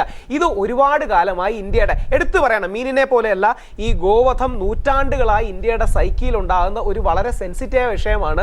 പല സംസ്ഥാനങ്ങളിലെയും മുസ്ലിം പ്രധാനപ്പെട്ട ബോർഡുകളൊക്കെ നിങ്ങൾക്ക് ഇത്രയും സെൻസിറ്റീവ് ആണെങ്കിൽ ഞങ്ങൾ നിങ്ങൾക്ക് വേണ്ടി അംഗീകരിക്കാൻ തയ്യാറാണ് എന്ന് പറയുന്നു. അതൊന്നും BJP സംസ്ഥാനങ്ങളല്ല, അല്ലാത്ത സംസ്ഥാനങ്ങളിലെയും. ആ രീതിയിൽ ന്യൂനപക്ഷത്തിലെ സഹോദരങ്ങളും കൂടെ അംഗീകരിക്കുകയാണെങ്കിൽ ഇത് നടപ്പാക്കി എടുക്കുന്നത് ഇതിന്റെ പേരിൽ ഇവരെ തമ്മിൽ തല്ലിക്കാൻ ആരെങ്കിലും ശ്രമിക്കുന്നുണ്ടെന്ന് എനിക്ക് സംശയമുണ്ട്. അതായത് യഥാർത്ഥ പ്രശ്നം രാഹുൽ, യഥാർത്ഥ പ്രശ്നം നരേന്ദ്രമോദി തെരഞ്ഞെടുപ്പ് പ്രചരണ വേളയിൽ ഗോവധ നിരോധനത്തെ കുറിച്ച് പ്രസംഗിച്ചാൽ വോട്ട് കിട്ടുന്ന സ്ഥലങ്ങളിൽ ചെന്ന് അദ്ദേഹം അങ്ങനെ തന്നെ പ്രസംഗിച്ചു. ഇന്ന് ആ പോയിന്റ് ഒരു പ്രശ്നമുണ്ട്. കാര്യം ഇന്ന് മീഡിയ എല്ലാ സ്ഥലത്തും റിപ്പോർട്ട് ചെയ്യുന്നതാണ്. ഒരു സ്ഥലത്ത് നിന്ന് പ്രസംഗിച്ചോ വേറെ സ്ഥലത്തും പ്രശ്നമല്ല. ഏതെങ്കിലും ഒരു സ്റ്റേറ്റ്മെന്റ് പോലും പ്രത്യേകിച്ച് ഇലക്ഷൻ കാലത്ത് വ്യാപകമായി റീഡ് ചെയ്യപ്പെടുന്നതാണ്. ആ അർത്ഥത്തിൽ ആ ഒരു പ്രത്യേക ദർശനം ഒരു മുമ്പോട്ട് വെക്കുമ്പോൾ അത് ഗാന്ധിയൻ ദർശനം കൂടെയാണ്. അന്നത് വളരെ കാര്യമായി ഇതും കൂടെ മറക്കരുത്. ഇത് ശ്രദ്ധിക്കുന്നവർ ഗാന്ധിയൻ ദർശനമാണ്. ഗാന്ധിജി പറഞ്ഞത് അത് ഒരുപാട് പേര് ഗാന്ധി എതിർക്കാറുണ്ട്. ഗാന്ധിജി ഇത്രമാത്രം ഗാന്ധിജിയെയും സർദാർ പട്ടേലിനെയും എല്ലാം ഇപ്പോൾ ദേശീയ ബിംബങ്ങളായി ഫലപ്രദമായി ഉപയോഗിക്കുന്നത് ആരാണെന്ന് ഞാൻ പറഞ്ഞു തരേണ്ടതില്ല. ഗാന്ധിയൻ ദർശനങ്ങളിൽ പോലും ഈ ഗോസംരക്ഷണം ഉള്ള ഒരു അവസ്ഥയിൽ അത് ഒരു പ്രത്യേക വിഭാഗത്തിന്റെ രാഷ്ട്രീയ അജണ്ടയായിട്ട് എടുക്കാതെ അതൊരു ഇൻക്ലൂസീവായി എടുക്കാമെങ്കിൽ പറഞ്ഞതിന്റെ അർത്ഥം ഹിന്ദുത്വ രാജ്യമാണ് എന്ന് ഗാന്ധിജി രാമരാജ്യം എന്ന് പറഞ്ഞ അടുത്ത വരി പറഞ്ഞു ഇത് യേശുവിന്റെ സ്വർഗരാജ്യവും ഖലീഫയുടെ സ്വപ്നരാജ്യവുമാണ്. അപ്പോൾ Gandhiji points of unity build ചെയ്യാൻ നോക്കി. വേണ്ടത് ഇപ്പോൾ ശോഭാ സുരേന്ദ്രന്റെ അപ്രോച്ച് വളരെ സുത്യർഹമാണ്. കാര്യം ആ ഖുറാൻ കോട്ട് ചെയ്യുകയും അറബിക്കിൽ കോട്ട് ചെയ്യുകയും അല്ലെങ്കിൽ ഗോലഷ് സാർ പറഞ്ഞ പോലെ ഇതൊരു യൂണിറ്റി പോയിന്റ് എടുക്കുകയാണെങ്കിൽ എനിക്ക് തോന്നുന്നില്ല ബഹുഭൂരിപക്ഷം മുസ്ലിം സഹോദരന്മാർക്കും പ്രശ്നം ഉണ്ടാകുമെന്ന്. പല പ്രധാനപ്പെട്ട ഹിന്ദു ഫെസ്റ്റിവൽസ് വരുമ്പം മുസ്ലിങ്ങളും മുസ്ലിം ഫെസ്റ്റിവൽസ് വരുമ്പോൾ ഹിന്ദുക്കളും പരസ്പരം അങ്ങോട്ടും ഇങ്ങോട്ടും സെൻസിറ്റിവിറ്റി മാനിച്ചു പോകുന്നുണ്ട്. അപ്പൊ അതിന്റെ ഇടയിൽ നമ്മളായിട്ട് അടി ഉണ്ടാക്കാൻ ശ്രമിക്കേണ്ട, അവര് പരസ്പരം യോജിച്ചോളാം. വേറൊരു കാര്യമുണ്ട്. ഞാൻ ആ ചോദിച്ച ചോദ്യമുണ്ടല്ലോ, ഇവര് മുന്നോട്ട് പോയ കൃത്യമായ രാഷ്ട്രീയം ഇവിടെ ഗോവധമായിട്ട് ബന്ധപ്പെട്ട് നിങ്ങൾ രാഹുൽ ചരിത്രം പഠിക്കുന്നതാണല്ലോ, പഠിച്ചിട്ടുണ്ടെന്നാണ് ഞാൻ മനസ്സിലാക്കുന്നത്. ഇവിടെ ഗോവധമായിട്ട് ബന്ധപ്പെട്ടാണ് ഉത്തരേന്ത്യ സ്വാതന്ത്ര്യപൂർവ്വ കാലഘട്ടത്തിൽ ഏറ്റവും കൂടുതൽ കലാപങ്ങൾ ഉണ്ടായത്. ഒരു ദിവസം നമ്മൾ രാവിലെ നോക്കുമ്പോൾ ഏതെങ്കിലും അമ്പലത്തിന്റെ മുന്നിൽ ഒരു പശുവിന്റെ തല വെട്ടിയേക്കും, അല്ല ഒരു പള്ളിയുടെ മുന്നിൽ ഒരു പന്നിയുടെ തല വെട്ടിയേക്കും. ഈ രീതിയിലാണ് ഈ പറയുന്ന ദയാനന്ദ സരസ്വതിയുടെ എല്ലാം നേതൃത്വത്തിൽ ആര്യ സമാജിന്റെ ശുദ്ധി മൂവ്മെന്റ് ഒക്കെ തുടങ്ങിയ സമയത്ത് ഏറ്റവും കൂടുതൽ കമ്മ്യൂണൽ കൺസോൾട്ടേഷൻ നടന്നത്. പിന്നെ ന്യൂവാൻസസ് ദളിത് എന്ന് പറയുമ്പോൾ ന്യൂവാൻസസ് ഉണ്ടെന്ന് ഈ കൺസോൾട്ടേഷൻ പോയിന്റോട് അംഗീകാരമാണ്. ഇതിന്റെ മറുവശമാണ് 1857 നമ്മുടെ ഒന്നാം സ്വാതന്ത്ര്യ സമരവും ഈ പശുവിനെയും പന്നിയും കൊണ്ടാണ് ഉണ്ടായത്. ഇത് വേണമെങ്കിൽ ഇപ്പോഴെന്തിനു ഉപയോഗിക്കുന്നു, ഇപ്പോഴിതെന്തിന് നിയമമാക്കി കൊണ്ടുവരാൻ ശ്രമിക്കുന്നു എന്നതിന്റെ രാഷ്ട്രീയം നമ്മൾ കണ്ണടച്ചിരുട്ടാക്കാൻ പറ്റില്ല. ഞാൻ പറഞ്ഞതില്ലെന്ന് ഞാൻ പറയാം. ആ ചോദ്യത്തെ ബഹുമാനിച്ചുകൊണ്ട് തന്നെ പറയുന്നു, ഇത് വേണമെങ്കിൽ ഒരു കൺസോൾട്ടേഷൻ പോയിന്റ് ആക്കാം, ഇത് വേണമെങ്കിൽ ഒരു കോൺഫ്രണ്ടേഷൻ പോയിന്റ് ആക്കാം. അത് നമ്മൾ എങ്ങനെ കൈകാര്യം ചെയ്യുന്നു, അല്ലെങ്കിൽ മീഡിയക്കാർ എങ്ങനെ കൈകാര്യം ചെയ്യുന്നു, സൊസൈറ്റി എങ്ങനെ കൈകാര്യം ചെയ്യുന്നു പോലിരിക്കും. ഇതൊരു കൺഫ്രണ്ടേഷന്റെ പോയിന്റ് ആക്കണമെങ്കിൽ അത് ഈസി ആയിട്ട് ആക്കാം, ഇതൊരു കൺസോൾട്ടേഷന്റെ പോയിന്റും ആക്കാം. എന്റെ അഭിപ്രായത്തിൽ അതൊരു കൺസോൾട്ടേഷൻ പോയിന്റ് ആക്കി മാറ്റണം എന്നുള്ളതാണ്. അത് രണ്ട് കമ്മ്യൂണിറ്റിയുടെയും ഹിന്ദു മുസ്ലിം ക്രിസ്ത്യൻ കമ്മ്യൂണിറ്റികളുടെ കൺസോൾട്ടേഷൻ പോയിന്റായി മാറ്റാൻ കഴിയുമെങ്കിൽ നല്ലൊരു മൂവ് ആയിരിക്കും. ഇത്തരം കാര്യങ്ങളെല്ലാം തന്നെ ഒരു സമ്മതി പിന്നെ പതുക്കെ ഉണ്ടാക്കി കൊടുത്തുകൊണ്ട് ഒരു സമന്വയത്തിന്റെ പാതയെ മുന്നോട്ട് പോയ പ്രശ്നമില്ല. അതല്ല, ഇത് ഒരു നിയമനിർമ്മാണം വഴി അടിച്ചേൽപ്പിക്കാൻ ശ്രമിക്കുന്നതിന് ഇവരുടെ രാഷ്ട്രീയമാണ് പറയുന്നത്. അവിടെയാണ് പ്രശ്നം. അവർ അന്ന് കളിച്ച വർഗീയ കലാപത്തിന്റെ രാഷ്ട്രീയം മറ്റൊരു രൂപത്തിൽ കളിക്കുന്നു. അത്രേ ഉള്ളൂ. അഡ്വക്കേറ്റ് ബി ഗോപാലകൃഷ്ണൻ, കാഴ്ചപ്പാടിന്റെ കുഴപ്പമാണ് ഇത്. ഫക്രുദ്ദീൻ അലിയുടെ മനസ്സിന്റെ കുഴപ്പമാണ്. എന്റെ മനസ്സിൽ നിങ്ങളുടെ മനസ്സിലാ കുഴപ്പം. അതുകൊണ്ടാണല്ലോ നിങ്ങൾ ഹിന്ദുത്വത്തെ പറ്റി പറയുമ്പോൾ ഞാൻ എതിർക്കാത്തതും നിങ്ങൾ ഹിന്ദുത്വത്തെ പറ്റി പറയുമ്പോൾ നിങ്ങളുടെ മനസ്സിൽ വൈകല്യം ഉള്ളതുകൊണ്ടാണ്. നിങ്ങളുടെ മനസ്സിലുള്ള വൈകല്യം നിങ്ങളുടെ ഐഡിയോളജിയാണ്. മനസ്സിന്റെ കുഴപ്പമാണ്. അദ്ദേഹം വെളിയിലേക്ക് ഇടതുപക്ഷവനും ഉള്ളിന്റെ ഉള്ളിൽ വർഗീയതയുമാണ്. അത് നിങ്ങൾക്കുള്ളതുകൊണ്ടാ. ഗാന്ധിയ സോഷ്യലിസം ബി ജെ പി പറയുമ്പോൾ നിങ്ങളുടെ ഉള്ളിലുള്ളത് ഹിന്ദുത്വം എന്നുള്ള വർഗീയ അജണ്ടയാണ് ഗാന്ധിയ സോഷ്യലിസം അല്ല. അതാണ് പ്രശ്നം. അതുള്ളതുകൊണ്ട് കണ്ണാടി നോക്കി മറ്റുള്ളവർ അങ്ങനെ തോന്നുന്നു. അത് എന്റെ കുഴപ്പമല്ല. ഒരു ചർച്ചയിലും ഒരു കാര്യത്തിൽ പോലും ബി ജെ പിയോട് നടത്തേണ്ട ഒരു തീരുമാനത്തെ അംഗീകരിക്കാത്ത മനുഷ്യനാ ഞാൻ. അംഗീകരിച്ചു. നിങ്ങളെ പാകിസ്ഥാനുമായി ചർച്ച നല്ല വ്യക്തിപരമായ വിഷയങ്ങളിലേക്ക് പോകരുത്. ഡോക്ടർ സെബാസ്റ്റ്യൻ പോൾ, യഥാർത്ഥത്തിൽ ഞാൻ താങ്കളോട് മാത്രം ആ ചോദ്യം ചോദിച്ചില്ല. ഈ പോക്ക് പോയാൽ മഹാവിഷ്ണുവിൻ്റെ അവതാരമാണ് മത്സ്യം എന്നതുകൊണ്ട് ഇനി നാളെ ആരും മീൻ പിടിക്കേണ്ടതില്ല, മത്സ്യം കഴിക്കേണ്ടതില്ല എന്നൊരു നിലപാടിലേക്ക് എത്തിച്ചേരുമോ?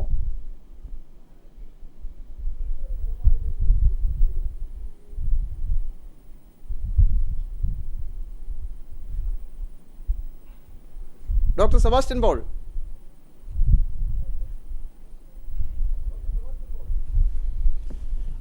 അത് നമുക്ക് അങ്ങനെയുള്ള പല അസംബന്ധങ്ങളും കാണുകയും കേൾക്കുകയും ചെയ്യേണ്ടി വരും. ഇന്ത്യയിൽ മുസ്ലിങ്ങൾക്ക് പന്നി വേണ്ട, ഹിന്ദുക്കൾക്ക് പശു വേണ്ട, ക്രിസ്ത്യാനികൾക്ക് രണ്ടും വേണം. അത്ര വൈവിധ്യമാർന്ന ഭക്ഷണ രീതികളും ആഹാരക്രമങ്ങളും രുചികളും ഒക്കെ ഉള്ള രാജ്യമാണ് ഇന്ത്യ. എത്രയോ ബംഗാളിലേക്ക് വന്നാലോ അവിടെ ബ്രാഹ്മണർക്ക് തന്നെ മത്സ്യം കഴിക്കുന്നവരാണെന്ന് കേട്ടിട്ടുണ്ട്. പലതരത്തിലുള്ള വൈവിധ്യങ്ങൾ, അത് ഭാഷയുടെയും മതത്തിൻ്റെയും ആചാരത്തിൻ്റെയും ഒക്കെ അതീതമായി പോയിട്ടുള്ള ഒരു രാജ്യമാണ് ഇന്ത്യ. ഇവിടെ സമന്വയത്തിലൂടെ ഇതൊക്കെ സാധ്യമാക്കാൻ കഴിയുമോ എന്ന് ചോദിച്ചാൽ അതത്ര എളുപ്പമല്ല. പക്ഷെ നമുക്ക് ഈ പശു മാത്രമല്ല, ഏത് മൃഗത്തെയും കൊന്ന് മാംസം വിൽക്കുമ്പോഴും കഴിക്കുമ്പോഴും അതിന് നിയമപരമായ നിയന്ത്രണങ്ങൾ ഏർപ്പെടുത്താം, പരിമിതികൾ ഉണ്ടാക്കാം. കോടതികൾ തന്നെ കേരളത്തിൽ പോലും കൊല്ലുന്ന മൃഗത്തെ എക്സിബിറ്റ് ചെയ്യുന്നതിന്, ഡിസ്പ്ലേ ചെയ്യുന്നതിനുള്ള നിയന്ത്രണങ്ങൾ കൊണ്ടുവന്നിട്ടുണ്ട്. അതൊക്കെ നമുക്ക് ആലോചിക്കാവുന്നതാണ്. ആരോഗ്യകരമായ സാഹചര്യങ്ങളിൽ ഇവിടെ ഇപ്പോൾ ഈ നിയമത്തെക്കുറിച്ച് ആലോചിക്കുന്നത് മനുഷ്യൻ്റെ ആരോഗ്യത്തെ അടിസ്ഥാനമാക്കിയല്ല, പശുവിനോടുള്ള സ്നേഹത്തെ അടിസ്ഥാനമാക്കിയല്ല, അനുച്ഛേദം 48 മുൻനിർത്തിയല്ല. അവിടെ മതപരമായ ഒരു ചേരിതിരിവിന് വേണ്ടിയാണ് എന്ന് ഈ ചർച്ചയിൽ നിന്ന് തന്നെ വ്യക്തമായ ഒരു സാഹചര്യമുണ്ട്. നമ്മൾ അതിനെയാണ് എതിർക്കുന്നത്, നമ്മൾ അതിനെയാണ് എതിർക്കുന്നതും അത് അപകടമാണ് എന്ന് ചൂണ്ടിക്കാണിക്കുന്നതും. ഗോവധം എന്നത് വിശാലമായ താല്പര്യങ്ങൾ മുന്നിൽ ചിന്തിക്കേണ്ട വിഷയമാണ്. വാദിച്ച് ജയിക്കാനോ തോൽപ്പിക്കാനോ കഴിയാത്ത ഒരു വിഷയമാണത്. അടൂര് ബി ഗോപാലകൃഷ്ണൻ, താങ്കൾക്ക് പ്രതികരിക്കാം. ഇത് മതപരമായിട്ടുള്ള ഒരു വിഷയമല്ല, ഇത് മതപരമായിട്ടുള്ള ഒരു വിഷയമല്ല. ഇത് മതത്തിന്റെ അടിസ്ഥാനത്തിലുള്ള ഒരു കാഴ്ചപ്പാടിലേക്ക് ഇത് പോകേണ്ട ആവശ്യമില്ല. പിന്നെ വിശ്വാസത്തിന്റെ അടിസ്ഥാനത്തിൽ പല കാര്യങ്ങളും മതപരമാണ്. നേരത്തെ രാഹുൽ ഈശ്വരി പറഞ്ഞതുപോലെ ഹജ്ജ് മതപരമാണ്. മതപരമായ ചില ശാസനകളോ മതപരമായ ചില ചിന്തകളോ ഉണ്ടാവാം. പക്ഷെ BJP ഗവൺമെന്റ് എടുക്കുന്ന എല്ലാ തീരുമാനങ്ങളും മതത്തിന്റെ അടിസ്ഥാനത്തിലാണെന്ന് പറയുന്നത് ശരിയല്ല. അതാണ് ഇവിടുത്തെ അടിസ്ഥാനപരം. ഇത് കാഴ്ചപ്പാടിന്റെ കുഴപ്പമാണ്. ബഹുമാനപ്പെട്ട സെബാസ്റ്റ്യൻ പോളിനോട് ഒരു കാര്യം ഞാൻ ചോദിക്കാനുള്ളത്, ജെ പട്ടേൽ എന്ന് പറയുന്ന ആളാണ് ഇന്ത്യയിൽ ഗോവധത്തിനു വേണ്ടി ഗോവിനെ സംരക്ഷിക്കുന്നതിനെ കുറിച്ച് ഏറ്റവും കൂടുതൽ വ്യക്തമായി എഴുതിയിട്ടുള്ളത്. ഒരുപക്ഷെ സെബാസ്റ്റ്യൻ പോൾ അദ്ദേഹത്തിന്റെ കൃതി വായിച്ചിട്ടുണ്ടാവും. ജെ പട്ടേൽ എന്ന് പറയുന്നത് കോൺഗ്രസ് നേതാവാണ്, ഗുജറാത്തിലെ കോൺഗ്രസ് നേതാവാണ്. ആ ജെ പട്ടേലിന്റെ കൃതിയിൽ വളരെ കൃത്യമായി പറഞ്ഞിട്ടുണ്ട്, ഗോ എന്ന് പറയുന്നത് ഹിന്ദുക്കളുടെ വിശ്വാസത്തിന്റെ പ്രമാണത്തിലാണെങ്കിൽ പോലും ഗോവിനെ സംരക്ഷിക്കേണ്ടത് പ്രകൃതിയെ സംരക്ഷിക്കുന്നതിന്റെ ഭാഗമായിട്ടാണ്. ഇത് തന്നെയാണ് ഗാന്ധിജി പറഞ്ഞിട്ടുള്ളത്. ഇവിടെ ഇപ്പോൾ സംഭവിക്കാൻ പോകുന്ന കാര്യങ്ങൾ ഈ ഗോവധ നിരോധനത്തിലൂടെ ഇങ്ങനെ ഈ പശുക്കളെയെല്ലാം, ഈ കാളകളെയെല്ലാം, എരുമകളെയെല്ലാം, പോത്തുകളെയെല്ലാം എന്ത് ചെയ്യും സർ?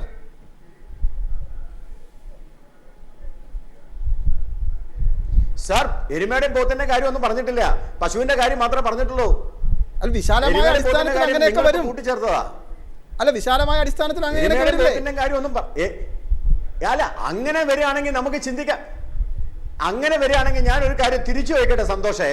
ഈ കമ്മ്യൂണിസ്റ്റ് മാനിഫെസ്റ്റോയില് ഒരു ചെറിയ കച്ചവടം നടത്തുന്നവനെ പോലും ബൂർഷ എന്നാ പറയുന്നത്.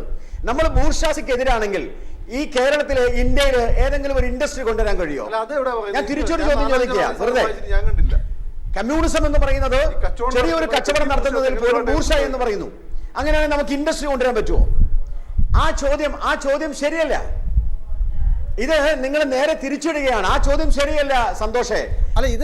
മറ്റൊരു കാര്യം പറയാനുള്ളത്, സംരക്ഷണം എന്ന് പറയുമ്പോഴേക്കും അത് BJPയുടെ തലയിൽ കെട്ടിവെച്ച് മതത്തിന്റെ പേരിൽ പറയാം.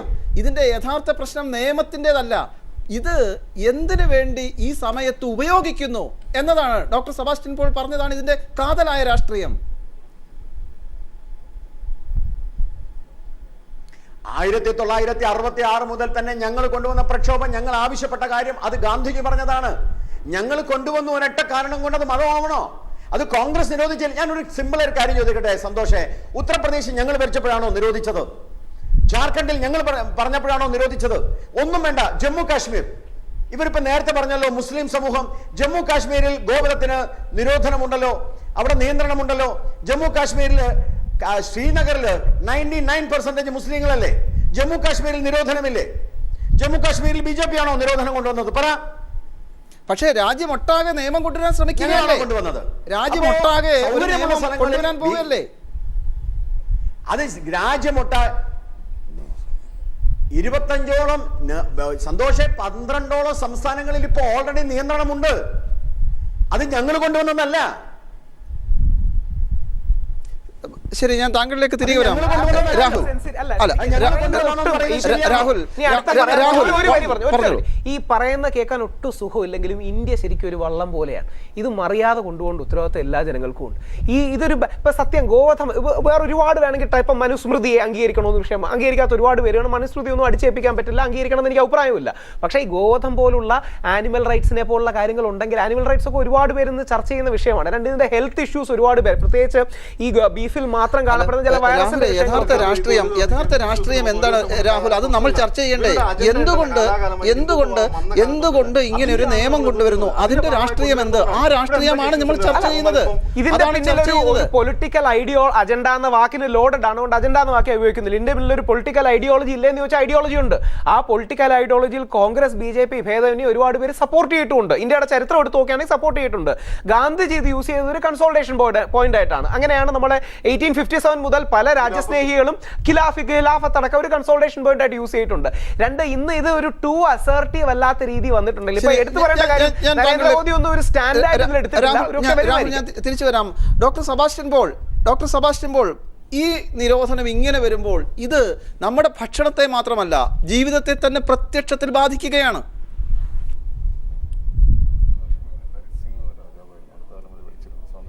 അത് തീർച്ചയായിട്ടും നമ്മളിതിനെ എതിർക്കുന്നത് ഒരു രുചിയുടെ പേരിൽ മാത്രമല്ല. ബീഫ് ഒരു രുചികരമായ ആഹാരമാണ്, അത് ഇഷ്ടപ്പെടുന്ന നിരവധി ആളുകളുണ്ട്. പക്ഷെ അതിൻ്റെ പേരിൽ മാത്രമല്ല ഇതിനെ എതിർക്കുന്നത്. ഇവിടെ ഇപ്പോൾ പറഞ്ഞല്ലോ പല സ്ഥലങ്ങളിലും നിരോധനമുണ്ട്, മുസ്ലിങ്ങൾ ബീഫ് കഴിക്കാത്തവരുണ്ട് എന്നൊക്കെ ഇപ്പോൾ സംസാരമുണ്ടായി. അതൊക്കെ നടന്നുകൊള്ളട്ടെ. ഇതിനൊക്കെ നിയന്ത്രണം ആവശ്യമുണ്ട്. ഏതും അമിതമായാൽ അത് ആപത്താണ്. ഇതൊക്കെ നമുക്ക് ചെയ്യാൻ കഴിയും. പക്ഷേ ഇവിടെ ഒരു ഭരണകൂടം, ആ ഭരണകൂടത്തെ നിയന്ത്രിക്കുന്ന രാഷ്ട്രീയ പ്രസ്ഥാനം, ആ പ്രസ്ഥാനത്തെ നിയന്ത്രിക്കുന്ന മറ്റൊരു പ്രസ്ഥാനം, ഇവരെല്ലാം അതൊരു പൊതു അജണ്ട എന്നതിലേക്ക് അടിച്ചേൽപ്പിക്കാൻ പരിശ്രമിക്കുമ്പോൾ അത് ഒരു വലിയൊരു ആപത്ത് നമ്മൾ മുന്നിൽ കാണുന്നുണ്ട്. ഇവിടെ സന്തോഷ് ചൂണ്ടിക്കാണിച്ചതുപോലെ മത്സ്യം നിരോധിക്കാം, യമൻ്റെ വാഹനമല്ലേ പോത്ത്, അതിനെ നിരോധിക്കാം, അങ്ങനെ എന്തും നിരോധിക്കാം. അങ്ങനെ നിരോധനങ്ങളിൽ നിന്ന് നിരോധനങ്ങളിലേക്ക് നമ്മൾ നീങ്ങുമ്പോൾ നമ്മൾ ഇന്ന് കാണുന്ന നമ്മുടെ പ്രിയപ്പെട്ട ഇന്ത്യ ഈ രൂപത്തിൽ അല്ലാതെയായി തീരും. അതുകൊണ്ടാണ് നമ്മുടെ വസ്ത്രം, നമ്മുടെ ആഹാരം, നമ്മുടെ ജീവിത രീതി, നമ്മുടെ വീക്ഷണം അതൊക്കെ മറ്റുള്ളവർ, അത് ഭരണകൂടമാണെങ്കിൽ പോലും നിയന്ത്രിക്കാൻ ഇടവരുത്തിയാൽ അത് വലിയ ആപത്തിന് കാരണമാകും. നിയമം മൂലം പല നിയന്ത്രണങ്ങളും ഏർപ്പെടുത്തേണ്ടി വരും.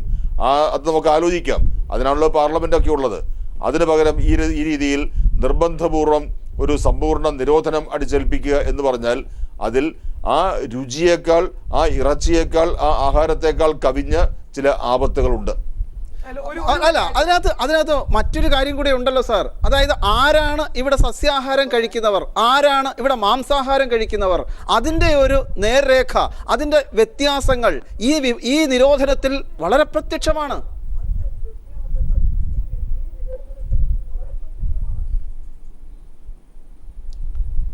അത് തീർച്ചയായിട്ടും അത് ഉണ്ടാകുമല്ലോ. ആ ഒരു അടിസ്ഥാനത്തിൽ ജനതയെ വിഭജിക്കുന്നതിന് വേണ്ടി കൂടിയാണല്ലോ ഇങ്ങനെ ഒരു ശ്രമം നടക്കുന്നത്. ഇവിടെ ഹിന്ദുക്കൾ ആരും ബീഫ് കഴിക്കുന്നില്ല എന്നാർക്കും പറയാൻ കഴിയില്ല. നിരവധി ഹിന്ദുക്കൾ അവർ ബീഫ് കഴിക്കുന്നവരാണ്, ഇറച്ചി കഴിക്കുന്നവരാണ്. ഇതിന് ബുദ്ധമതത്തിൽ, അതൊരു പുതിയ അറിവായിരുന്നു, ബുദ്ധമതത്തിൽ വിശ്വസിക്കുന്നവർ പോലും ഇറച്ചി കഴിക്കുന്നവരാണ്. അവർ സസ്യാഹാരികളല്ല. സസ്യാഹാരികൾ ഇന്ത്യയിൽ ചെറിയൊരു ന്യൂനപക്ഷം മാത്രമാണ്. അപ്പോൾ ഇത് ഇങ്ങനൊരു അജണ്ട കൊണ്ടുവന്ന് അത് ജാതിയുടെ, മതത്തിൻ്റെ വർഗീയ ഒരു അടിസ്ഥാനത്തിൽ വർഗീയമായി ജനതയെ വിഭജിക്കുന്നതിനുള്ള ഒരു പരിശ്രമത്തിൻ്റെ ഭാഗമായി കൂടി ഇത് മാറും. എല്ലാത്തിനും നമ്മൾ ഇന്ത്യയെ കൂടുതൽ യാഥാസ്ഥിതികത്വത്തിലേക്ക് കൊണ്ടുപോകുന്ന ഒരു നിയമമായി ഇത് മാറുന്നു എന്ന് പറയാൻ പറ്റില്ല. ഇപ്പൊ ഒരു ചെറിയ ഉദാഹരണം, ഇപ്പൊ ഇന്നസെൻസ് ഓഫ് മുസ്ലിംസ് എന്ന സിനിമ വന്നു. ആദ്യം അതിനെതിരെ ബാൻ വേണമെന്ന് വാദിച്ച ഗ്രൂപ്പുകളിലൊന്നാണ് ഞങ്ങൾ. ഔട്ട്റൈറ്റ് ഒഫൻസീവ് ആയിരുന്നു. ഇപ്പൊ അല്ലെങ്കിൽ ഇപ്പം സാത്താനിക് വേഴ്സസ് പോലെ ഒന്നുമല്ല, ഔട്ട്റൈറ്റ് ഒഫൻസീവ്. അപ്പം ചില കാര്യങ്ങളിൽ നമ്മൾ അങ്ങോട്ടും ഇങ്ങോട്ടും ഒക്കെ ഒരു വിട്ടുവീഴ്ച നടത്തേണ്ടി വരും. രാഹുൽ വളരെ നിഷ്കളങ്കമായി പറയുന്ന ഒരു കാര്യമായിട്ട് നമുക്ക് അതിനെ കാണാൻ കഴിയും. രാഹുലിന് അറിയാമല്ലോ, സസ്യാഹാരം കഴിക്കുന്നവർ ഒരു പ്രത്യേക വിഭാഗത്തിൽപ്പെടുന്നു, അവർ സമൂഹത്തിലെ ശ്രേഷ്ഠ വിഭാഗങ്ങളാണ് എന്ന് പറയുന്ന ഒരു അങ്ങനെയാണെങ്കിൽ ഗാന്ധിജി പറയുന്ന സമുദായത്തിൽപ്പെട്ട വ്യക്തി അല്ലല്ലോ. ഗാന്ധിജി ഒരു ബനിയാ സമുദായത്തിൽപ്പെടുന്ന വ്യക്തിയാണ്, വൈഷ്ണവനാണെന്നേ ഉള്ളൂ. ഗാന്ധിജി പറയുന്ന മാംസാഹാരം കഴിക്കുന്നവരൊക്കെ നീചന്മാർ അല്ല എന്നില്ല എന്നുള്ള ഒരു രാഷ്ട്രീയം ഇതിന്റെ പിന്നിൽ വരുന്നു എന്നൊരു അനാലിസിസ് ഇല്ല. മാത്രമല്ല, ഇപ്പം വിവേകാനന്ദൻ പരീക്ഷണത്തിനായി മാംസാഹാരം കഴിച്ചിരുന്നതായി ചില ആൾക്കാർ റെക്കോർഡ് ചെയ്യപ്പെടുന്നു. വരും പരീക്ഷണത്തിനായി മാത്രം വിവേകാനന്ദ സ്വാമി ചെയ്തു, ഗാന്ധിജി കഴിച്ചിട്ടുണ്ടെന്ന് പറഞ്ഞിട്ടുണ്ട്. അപ്പൊ ഇതൊരു ആ കഴിച്ച ഗാന്ധിജി തന്നെയാണ് ഇതൊരു ബെറ്റർ ഹെൽത്ത് ഹാബിറ്റ് ആയിട്ട് ഗാന്ധിജി പ്രൊമോട്ട് ചെയ്ത രണ്ട് കാര്യങ്ങളുണ്ട്. ഇതൊരു ബെറ്റർ ഹെൽത്ത് ഹാബിറ്റും ഒരു ഇന്ത്യൻ കൾച്ചറൽ സെൻസിറ്റിവിറ്റിയിൽ ഇവർ പറയുന്ന ആത്മീയമായ കാര്യം എന്ന് പറഞ്ഞാൽ ആ പശുവിന് പ്രധാനപ്പെട്ട ഒരു സ്ഥാനമുണ്ട്, മനുഷ്യ ജന്മത്തിന് മുമ്പുള്ള ജന്മമാണ്. അങ്ങനത്തെ കുറെ കൾച്ചറൽ സെൻസിറ്റിവിറ്റിനകത്ത് ഇല്ലാന്ന് കണ്ണടച്ചിട്ടാക്കാമെന്ന് എനിക്ക് വയ്യ.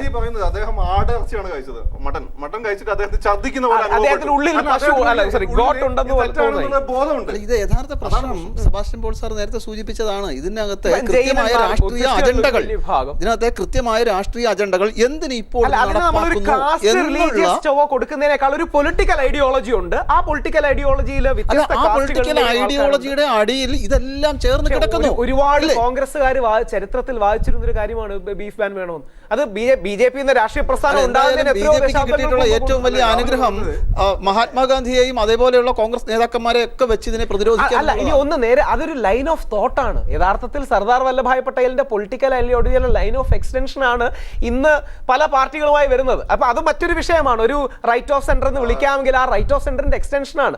അവർ ദശാബ്ദങ്ങളോളം നെഗ്ലക്റ്റഡ് ആയതുകൊണ്ടാണ് ഒരു വലിയ തിരിച്ചുവരവ് ഉണ്ടായത്. ഇത്തരം കാര്യങ്ങൾ മറക്കരുത്. ഇതിപ്പോ BJP കാരുടെ മാത്രമല്ല, ഈ കോൺഗ്രസ് തന്നെ ഒരു പ്രോ ഹിന്ദുത്വ ലോബി ഉണ്ടായിരുന്നു. അതിന്റെ പ്രധാനപ്പെട്ട ആളായിരുന്നു പട്ടേൽ. അതുപോലെ തന്നെ പിന്നെ രാജാജിക്ക് ഒരു ചായ ഉണ്ടായിരുന്നു. ഇവരെല്ലാം മുന്നോട്ട് കൊണ്ട ഐഡിയോളജി അന്ന് കോൺഗ്രസ് ഭൂരിപക്ഷം പറഞ്ഞ എന്ന് ഇവരായിരുന്നു ഭൂരിപക്ഷം. നെഹ്റു ജയിച്ചിരുന്നില്ല, പട്ടേലാണ് എല്ലാ ഇലക്ഷനും ജയിച്ചിരുന്നത്. ഗാന്ധിജിയുടെ പ്രത്യേക താല്പര്യം മാത്രമാണ്. ആര് ജയിച്ചു എന്നല്ല. ഇപ്പം ഈ രണ്ട് ചർച്ച ഡോക്ടർ സെബാസ്റ്റ്യൻ പോൾ, ഹൈന്ദവ രാഷ്ട്രീയത്തിന്റെ കാണാച്ചരടുകൾ ഓരോരോ മേഖലകളിലേക്ക് നീണ്ടു വരുന്നു.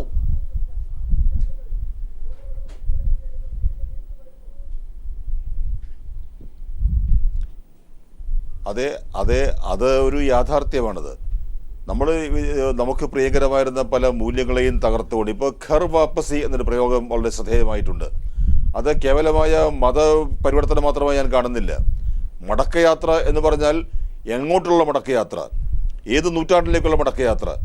1949 നമ്മുടെ ഭരണഘടന നിലവിൽ വന്നതിന് ശേഷം നമ്മൾ ഏറെ മുന്നോട്ട് പോയിട്ടുണ്ട്. അതിനെല്ലാം അപ്പുറത്തേക്കുള്ള ഒരു മടക്കയാത്രയുണ്ട്. ആ മടക്കയാത്രയാണ് ഈ ഘർ വാപ്പസി. അതൊരു കേവലം ഒരു ഒറ്റതിരിഞ്ഞ മതപരിവർത്തനം മാത്രമല്ല. അങ്ങനെ നാം ചിലതിനെയൊക്കെ നിരാകരിച്ചുകൊണ്ടാണ് ഇവിടെ വരെ എത്തിയിട്ടുള്ളത്. അതൊക്കെ ആർഷഭാരതത്തിൽ പ്രിയങ്കരമായ മൂല്യങ്ങളൊക്കെ ആയിരുന്നിരിക്കാം. പക്ഷേ അവയൊക്കെ നിരാകരിച്ചുകൊണ്ടാണ് നമ്മൾ ഇവിടെ വരെ എത്തിയിരിക്കുന്നത്. അങ്ങനെ നിരാകരിച്ച ആ കാര്യങ്ങൾ, വിഷയങ്ങൾ അത് വീണ്ടും പുനർജീവിപ്പിക്കാൻ പരിശ്രമിക്കുമ്പോൾ അതിന് പിന്നിലൊരു അജണ്ടയുണ്ട്. അത് രാഷ്ട്രീയമായ അജണ്ടയാണ്, അത് മതാധിഷ്ഠിതമായ അജണ്ടയാണ്. ആ അജണ്ട ആധുനിക ഇന്ത്യക്ക് സ്വീകാര്യമല്ല. തീർച്ചയായും അത് തന്നെ യഥാർത്ഥ കൺക്ലൂഷൻ. നിയമം മനുഷ്യന് വേണ്ടിയാണ്, അത് ജനങ്ങളെ 4 തട്ടിലാക്കാൻ വേണ്ടി ഭരണകൂടങ്ങൾ ഉപയോഗിക്കാൻ പാടില്ല എന്നതും വാസ്തവമാണ്. ഈ ചർച്ച ഇവിടെ അവസാനിക്കുകയാണ്. ചർച്ചയിൽ പങ്കെടുത്ത doctor Sebastian Paul, advocate B Gopalakrishnan, Shri Rahul Easwar, Fakhruddin Ali, KN Kunhammad, Shobha Surendran, എല്ലാവർക്കും നന്ദി.